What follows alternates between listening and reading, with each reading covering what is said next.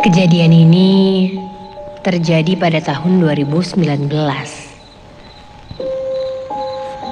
Semenjak aku lulus kuliah, aku sudah bekerja sebagai shopkeeper di salah satu toko baju yang ada di daerah Trunojoyo, Bandung. Namaku Sarah. Hari itu, aku kebagian shift siang yang mengakibatkan aku harus pulang jam 10 malam.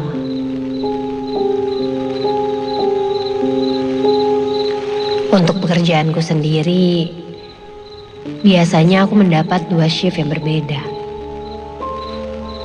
Ada shift pagi dan shift siang.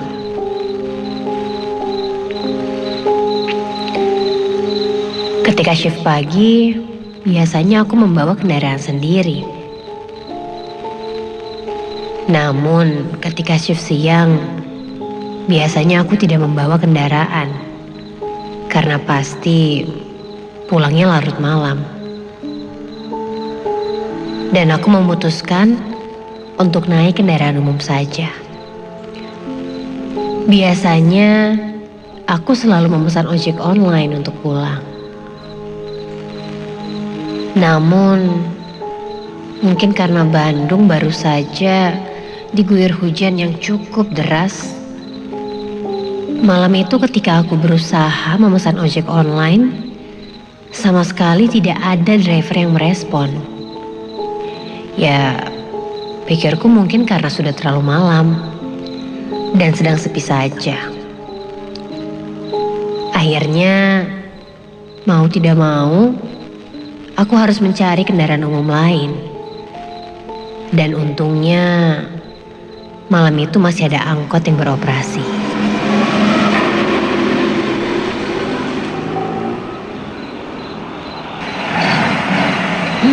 Dengan kondisi badan yang sudah lelah, aku pun masuk ke dalam angkot.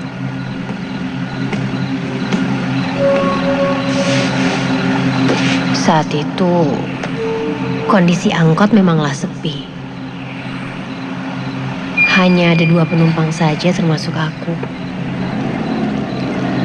Kulihat seorang penumpang sudah ada di dalam angkot. Seorang perempuan dengan pakaian yang rapi. Sepertinya pegawai kantoran.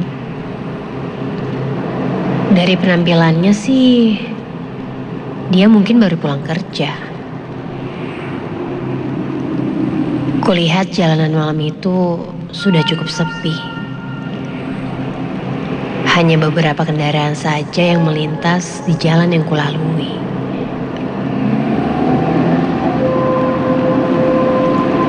Sampai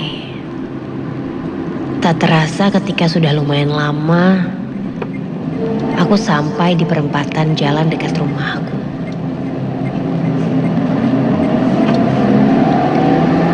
Dan tiba-tiba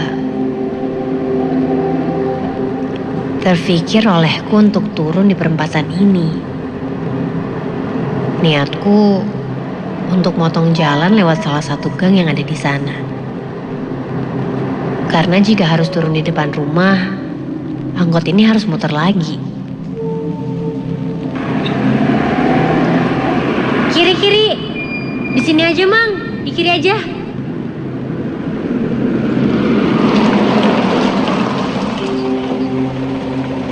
Setelah membayar ongkos, aku pun langsung turun dan segera berjalan masuk ke dalam gang.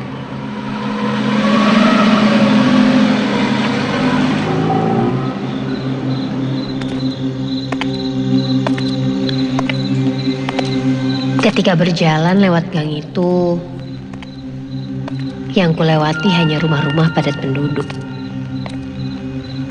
Dan kulihat suasana di gang itu pun sudah sepi. Ya,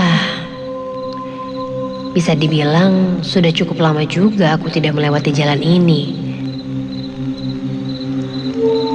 Aku meneruskan perjalananku dan berharap segera sampai rumah.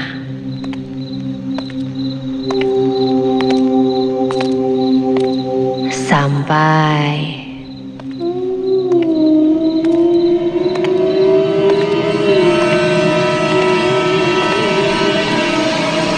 Hah? Kok kuburan sih?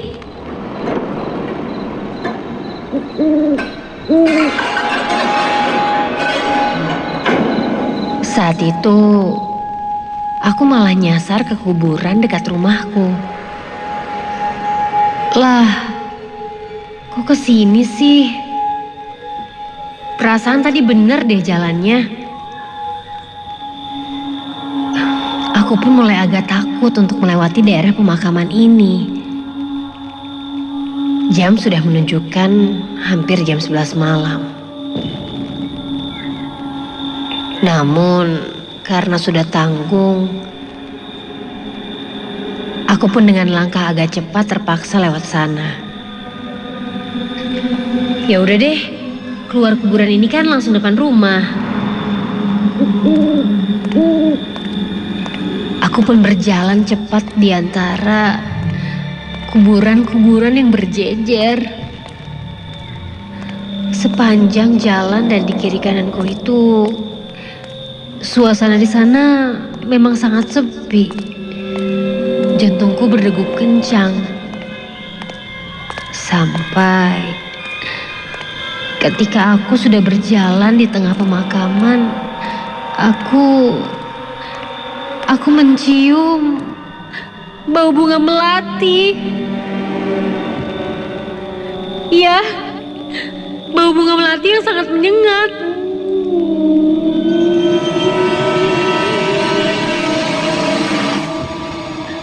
Ya, mungkin baru saja ada yang dikuburkan hari ini, pikirku.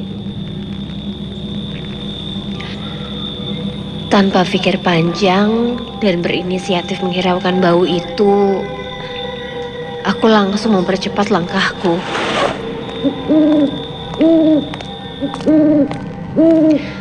Namun, ketika aku mempercepat langkahku, entah kenapa di sepanjang jalan aku merasa ada yang mengikutiku. Kali ini seakan ada suara seperti memanggil-manggilku dari belakang.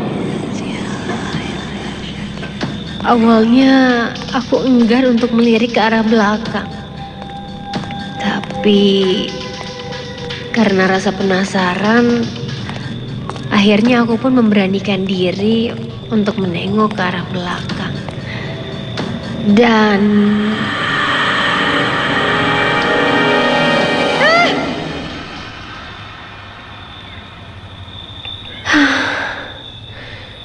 tidak ada siapa-siapa.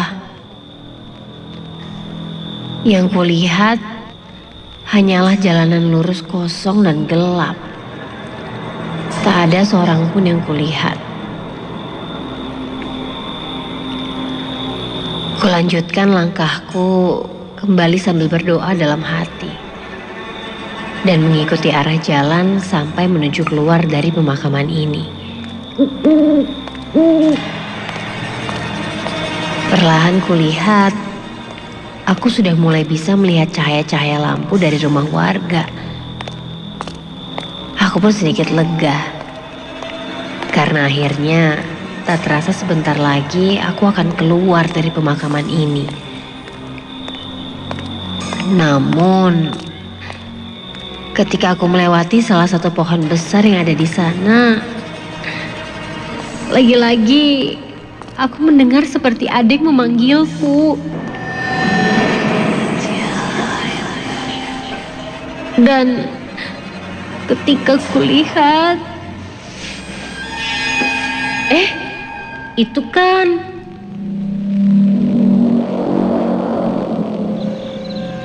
aku melihat di belakangku ada yang berjalan juga.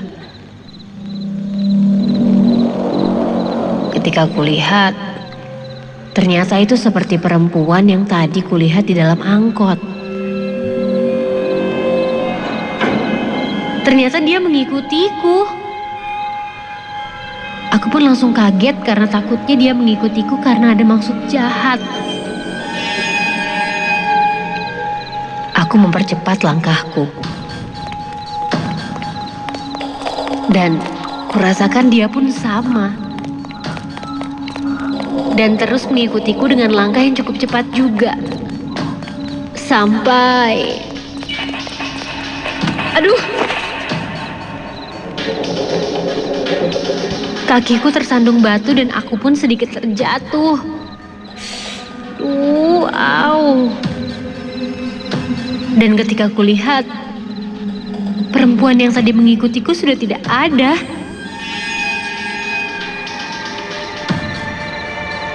Aku mencoba melihat ke sekitar. Namun benar tidak ada siapa-siapa sekarang.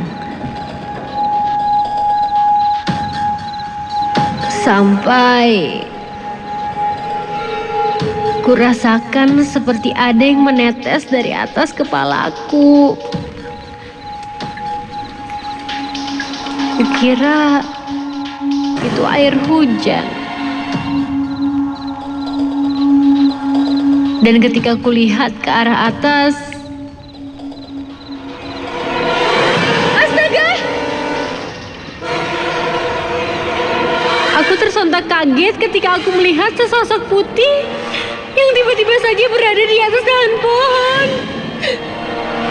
Sejenak aku mencoba untuk memperhatikannya lagi. Dan...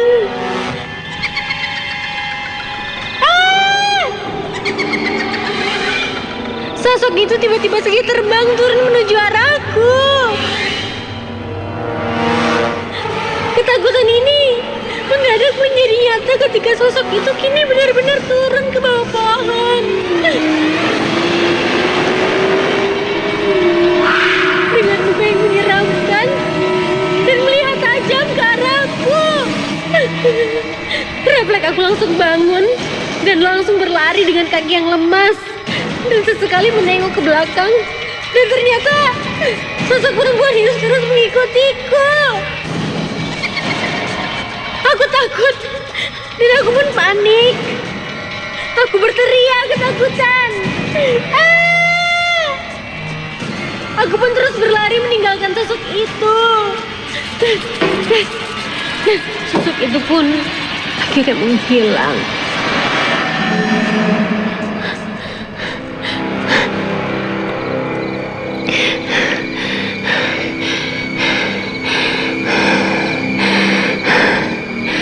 Kuatur nafasku kembali sambil berlari untuk segera keluar dari pemakaman ini. Tak lama dari itu, kulihat ternyata itu adalah cahaya dari lampu motor yang semakin dekat menghampiriku. Dan ketika kulihat, itu adalah dua orang pria yang sudah cukup tua. Ya, mereka adalah penjaga kuburan di sini yang sedang berkeliling. Melihat itu, aku pun sedikit lega dan segera meminta tolong untuk segera membawaku keluar dari pemakaman ini. Sesampainya di rumah, aku langsung menceritakan apa yang kualami pada keluargaku.